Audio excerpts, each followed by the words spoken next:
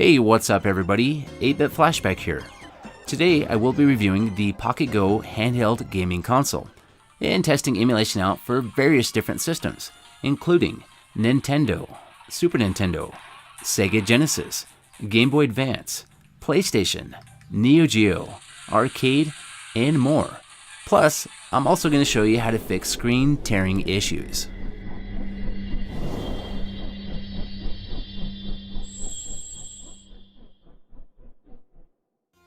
The Pocket Go is an improved follow-up version of the BitBoy with a completely new landscape design, plus left and right shoulder buttons and a volume control dial. It also features a 2.4-inch IPS screen with tempered glass and a micro SD card slot to add your own games. Located on the top of the handheld, you'll find the reset button, the audio jack, the charging port, the AV output, and the micro SD card slot. And on the sides of the handheld, you'll find the power control and the volume control. Inside the box, you'll find a USB charging cable and a micro SD card reader that'll plug into a USB slot, plus a quick setup guide. And there's also some extra buttons, so if you want to replace the action buttons on this handheld console, you can. It's pretty simple to do. You got 4 screws on the back of the case, then that snaps apart. Then there's 2 screws that secure the circuit board inside there. If you remove those, that'll give you access to the front action buttons. But you do want to be careful as you're taking this apart. There's a lot of smaller pieces and they could be lost easily, so just pay attention and make sure everything goes back in the same exact place.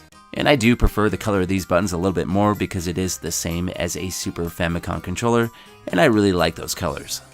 Now let's go ahead and power this up and check it out. There is a couple built-in applications. There is a movie player, a file explorer, and a couple other applications, but to be honest, I have not messed with any of those. The only thing I have played with is the emulators. So there are a bunch of built-in emulators, as well as a few built-in games, which are mostly homebrew games or remakes of existing games. And there's also some settings you can play with, including the theme. Now let's go ahead and move right to some emulation testing, and we'll start with the Game Boy Advance using the GPSP emulator called GBA Rumble. And we'll try out some Castlevania. For the sound, I would say it's not great, but it's definitely not bad. I'd say it's plenty acceptable for this little handheld. So for most of the emulators that are available on the Pocket Go, the emulator menu can be accessed by pushing the reset button that's located on the top of the handheld console. And when you push that, that will give you access to various different settings, such as the aspect ratio and save states. Now, because there's multiple different types of emulators on this device, when you access the emulator menu by pushing the button on the top, you will be greeted by a different type of menu that might have different types of options. But for the most part, with every emulator that's on this device, you will have the option for the save states and the aspect ratio. As far as the gameplay goes with most of the emulators on this device, I would say it's pretty decent. I wouldn't say anything's great, but I'd say most of it is acceptable, but I do have issues with screen tearing. And I did have these issues with the BitBoy, and I would say it is an improvement with the new Pocket Go, but there is still some issues. And I did try playing with some of the custom firmware that is available for the Pocket Boy that's out there right now, and I was not having any luck getting rid of the screen tearing. But I did find a fix that seems to be working, and I'll share that with you here in just a few. So this is Pulseman for Sega Genesis, and I'd say it's plenty playable, but there is some screen tearing that's going on.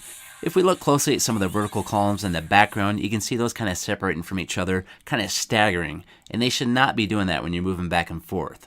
And with various other games, you might run into the same issues. You're going to see spots in the background that kind of separate themselves from each other, and that's an effect that should not be happening. That's called screen tearing, and to some people this is not a big deal. They can play the game and it's just not an issue for them. But for other people out there, it can be a big deal. But luckily for me, I did find a fix for this after watching a video posted by Game Dodo. And I will leave a link to his video down below.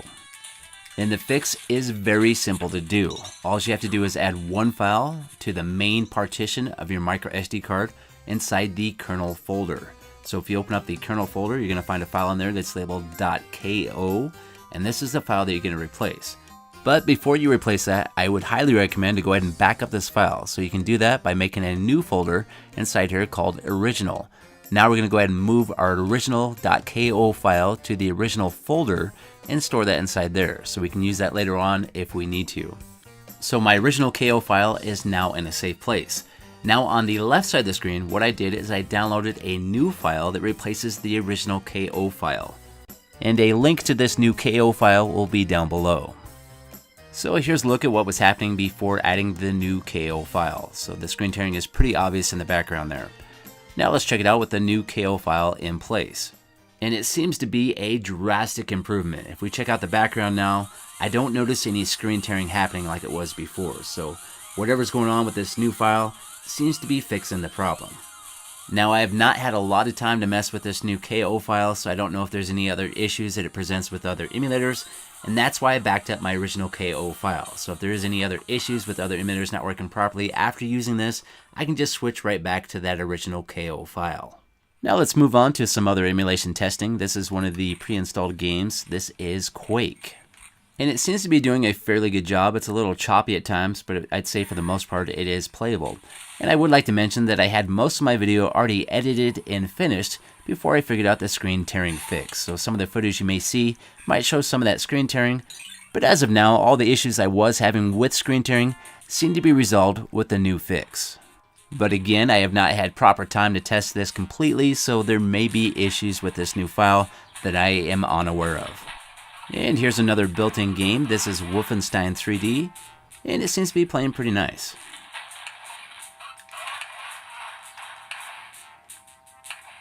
Now let's try some Neo Geo out, and out of all the games I tested, they seem to be playing it very close to full speed, and I'd say they are very playable. Now let's go ahead and talk about the Pocket Go itself. The D-pad on this seems to be really nice. With all the games I tested, it's nice and responsive, and I have not had any issues. And that goes the same with the rest of the buttons on this. As far as the looks go, I really like the looks of this. I like the color of it, and especially with my colored buttons on here, it really is a nice looking little handheld. The 2.8-inch IPS screen looks great from all angles. I can turn this at any angle and still see that screen great, so it makes it very easy to play.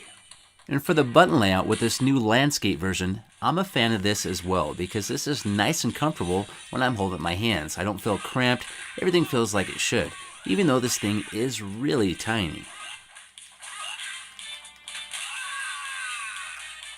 Now let's try out some arcade games using the MAME for All emulator. And with this emulator, it's really hit or miss. There's some games that seem to work just fine, like Punisher, and then there's a lot of other games that don't seem to work. So it seems to be like the 80s games seem to work fine, but a lot of the 90s games is really hit or miss. And here's another arcade game using the same emulator. This is Mortal Kombat 2. And as you can see, it's not doing so well, and I would not consider this playable.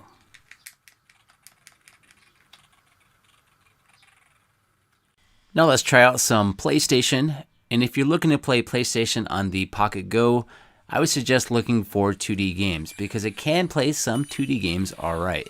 But if you're looking to play any of the 3D games or more demanding games, I don't think it's going to happen on the Pocket Go. This is Rayman, and it's playing surprisingly well. The frames per second count is pretty high, and for the most part it plays smooth. So with some 2D games, as you can see here, it plays just fine. But with other games like Tekken 3, which is a 3D game and a little bit more demanding game, it doesn't do so great. The frames per second gets really low, making the game unplayable. But even though you can't play all the PlayStation games, being able to play some of them is better than nothing. Now let's try some PC Engine and we'll play R-Type. And the emulation seems to be doing fairly well, not really noticing problems.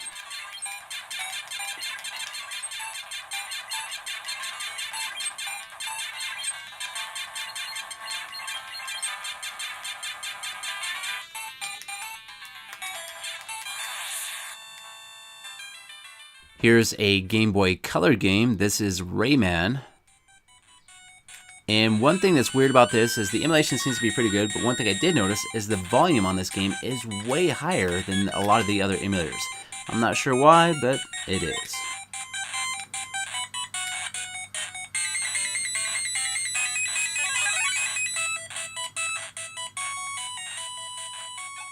Now let's find a Sega Master System game to try out. This is Shinobi. And I didn't notice any issues besides the screen tearing, but again, I did get that issue corrected with that file fix I showed earlier. so it seems to be playing just fine.